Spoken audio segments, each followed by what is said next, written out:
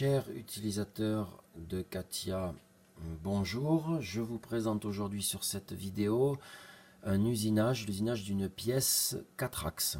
Il s'agit d'une fraise qui va évoluer sur l'axe X, Y et Z et une table tournante. Ce sera une tour dont son axe de rotation est aligné avec celui de l'axe X. Alors voilà voilà la pièce que l'on va usiner. Il s'agit d'un assemblage de cylindres. Je fais un zoom avec un engrenage que l'on ne peut pas usiner sur un tour traditionnel.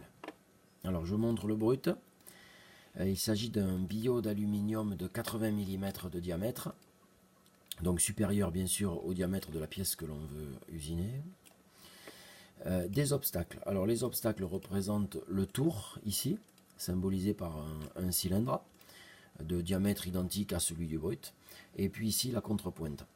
Un cylindre aussi du même diamètre que le brut. Il y a deux petits cylindres ici.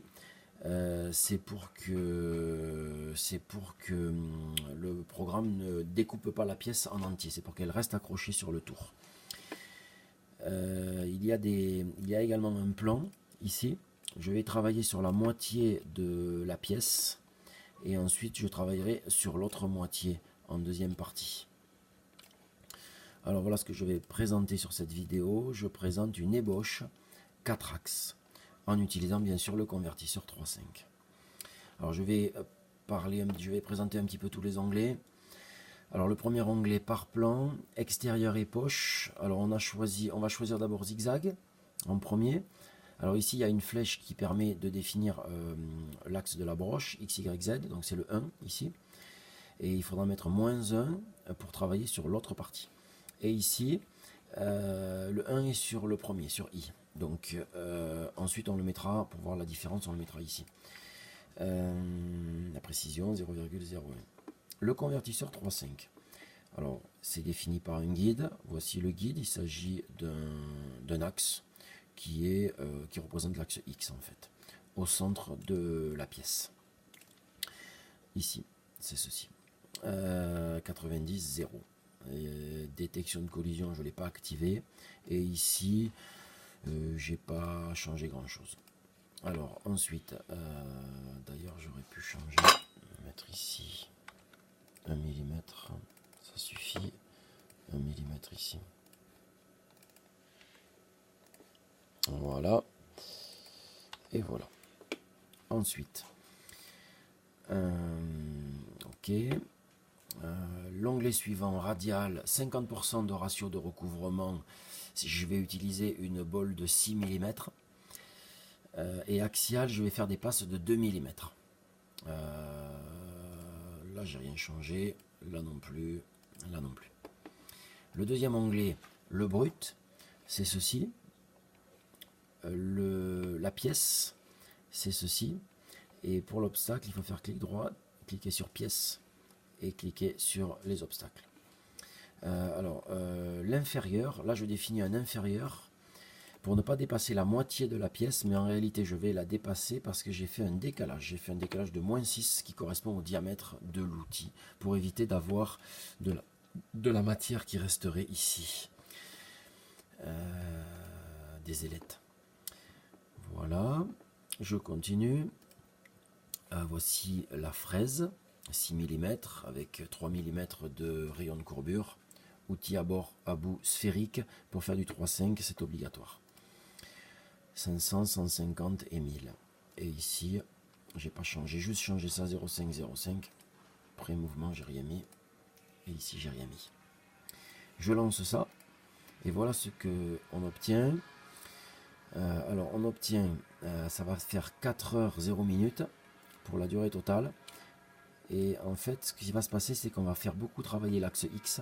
On fait travailler l'axe X et on obtient une rotation du tour. On revient, une autre rotation du tour. On revient, une autre rotation du tour, etc.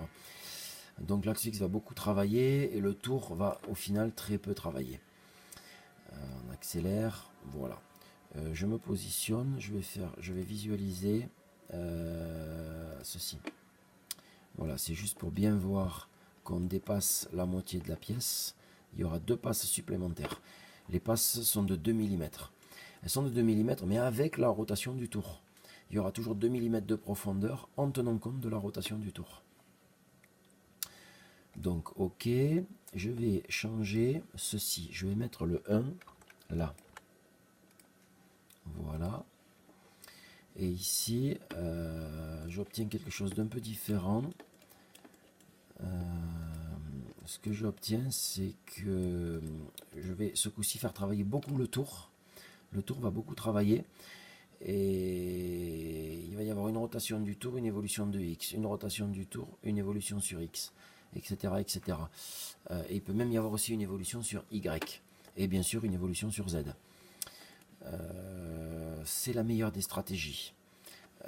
Ça dure 3h47, c'est également le plus court. On voit bien qu'on a une rotation uniquement autour de l'axe X. On voit bien qu'il n'y a pas d'évolution ici, il n'y a pas d'évolution sur l'axe Y.